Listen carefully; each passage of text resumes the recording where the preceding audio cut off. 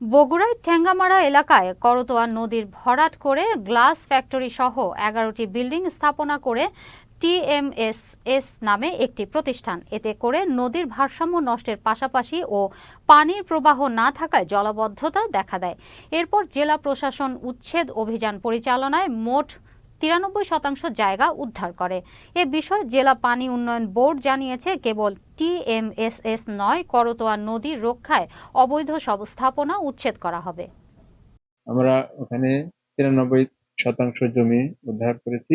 সেখানে 11টি স্থাপনা ছিল, সেগুলো উচ্ছেদ করা হয়েছে। পর্যায়ক্রমে শুধু টিএমএসএস না, আমাদের পুরা করতা নদীর শহর অংশে উচ্ছেদ অভিযান শুরু হবে।